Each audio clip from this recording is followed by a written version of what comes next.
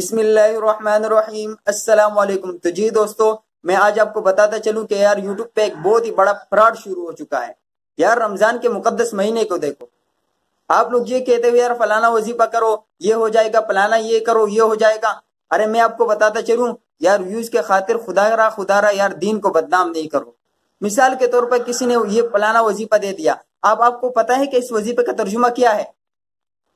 اس وظیفہ کو تو آپ پڑھ لو گے، آپ کہو گے یار عربی ہے ثواب ملے گا، لیکن آپ کو پتا ہے کہ عربی میں یہ کیا لکھا ہوا ہے؟ تو جب بھی آپ کو کوئی وظیفہ دے تو سب سے پہلے یہ سوچو کہ یار یہ بندہ عالم ہے کہ نہیں ہے۔ اور میں آپ کو 2 وظیفے آج دوں گا، 2 وظیفے، لیکن قرآن اور حدیث سے ثابت کر کے دکھاؤں گا، اور ان 2 وظیفوں سے بڑھ کر کوئی وظیفہ ہے ہی نہیں میرے سامنے۔ میں آپ کو بتاتا ہوں میں اتنے غصے میں کیوں ہوں۔ کئی دنوں سے میں دیکھ رہا ہوں، حالانکہ یار ایسے وظیفے لوگ شیئر کر دیتے ہیں نا جن کا حدیث میں کئی ذکر ہی نہیں ہوتا ہے، حدیث میں کئی ذکر ہی نہیں ہوتا ہے ان وظیفوں کا۔ تو میں آپ کو بتاتا چلوں کہ بھائی 27 ہو چاہے 29 ہو چاہے 30 ہو، جو بھی ہو، آپ نے کرنا کیا ہے؟ آپ نے کرنا یہ ہے کہ بھائی سب سے بڑا وظیفہ جو ہے نا، اللہ پاک نے ہمیں قرآن دیا ہے۔ قرآن سے بڑا کوئی وظیفہ ہے یار؟ اکثر لوگ مجھ سے بھی سوال کرتے ہیں، میرے واٹس ایپ پہ بھی مجھ سے پوچھتے ہیں کہ یار قاری صاحب ہمیں کوئی وظیفہ بتا دو، ہمیں کوئی جو ہے نا ایسی دعا بتا دو۔ تو میں کہتا ہوں بھائی قرآن سے بڑھ کر کوئی بھی وظیفہ نہیں ہے۔ مثال کے طور پہ آپ کو کوئی وظیفہ دے دے کہ یار یہ فلانا وظیفہ پڑھو، آپ کے پاس آپ کے ساتھ یہ ہو جائے گا یہ ہو جائے گا، تو بھائی وہ وظیفہ جو ہے نا عربی میں لکھا ہوتا ہے۔ آپ کو ان کا مطلب معنی معلوم ہے؟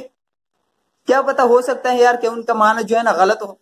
اور قرآن ایسی چیز ہے کہ آپ کے گھر میں پڑا ہوا ہے، آپ کھولو، آپ کوئی بھی سپارہ پڑھ لو، آپ سورۃ اللہب پڑھ لو، سورۃ الفجر پڑھ لو، جو بھی پڑھ لو، اس کا جو بھی معنی ہوگا اس کا ثواب ملے گا، اور قرآن سے بڑھ کر کوئی وظیفہ نہیں ہے۔ اور دوسرا جو میں وظیفہ آپ کو بتاتا چلوں، بھائی روزے میں جو سب سے افضل عبادت ہے نا، سب سے افضل، بلکہ تمام دنوں میں جو سب سے افضل عبادت ہے نا، وہ تہجد ہے، جس کو ہم چھوڑ دیتے ہیں، اور ان کو جو ہے نا ہم لوگ بجا نہیں لاتے ہیں۔ تو بھائی یہ خیال رکھا کرو، اگر کسی بندے کا کوئی بھی کام نہیں ہو رہا اور یہ میری بات پہ عمل کرے تو انشاءاللہ اگر اس کا کام نہیں ہو تو آپ میرا گریوان پکڑو۔ بھائی جس بندے کا جو بھی کام نہیں ہوتا، اس نے کیا کرنا ہے کہ رات کو عشاء کی نماز پڑھ کے آرام سے سو جانا ہے۔ اس کے بعد کیا کرنا ہے کہ عشاء کی نماز پڑھ کے آپ سو گئے، سونے کے بعد تہجد کے لیے آپ ضرور اٹھو اور اللہ رب العزت سے دعا مانگو۔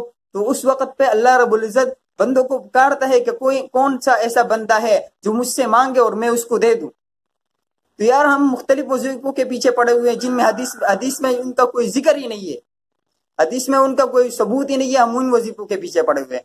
قرآن ہمارے سامنے موجود ہے لیکن قرآن کو ہم نہیں دیکھتے۔ قرآن سے بڑھ کر کوئی بھی وظیفہ نہیں ہے۔ لوگ وظیفہ دیتے ہیں نا، تو آپ عالم بندے کے سوا دوسری کسی بندے کے وظیفہ نہیں پڑھو۔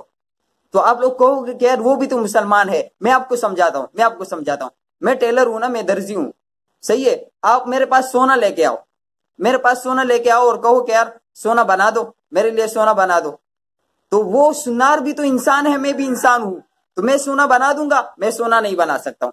اچھا آپ درزی کے پاس کپڑے لے کے چلے جاؤ، نہیں، سنار کے پاس کپڑے لے کے چلے جاؤ، اس کو بتاؤ کہ یار میرے کپڑے سی دو، تو وہ سنار وہ آپ کے کپڑے سی دے گا؟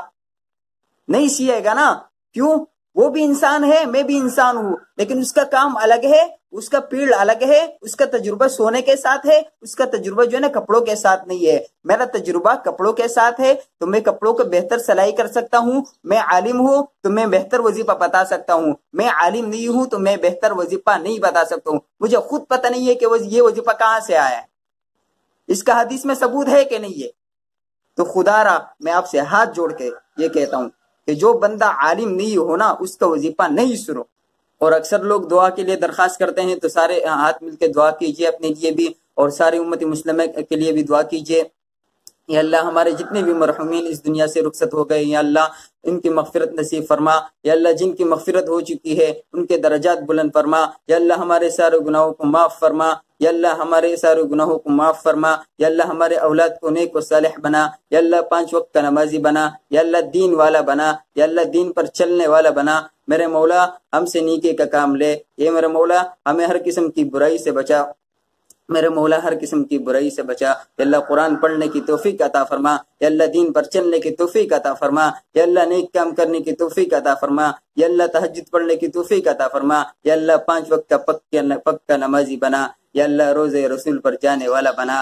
اے میرے مولا ہماری دعاؤں کو اپنے بارگاہ میں قبول فرما، میرے مولا مرتے وقت یہ کلمہ نصیب فرما، لا الہ الا اللہ محمد رسول اللہ صلی اللہ علیہ وسلم۔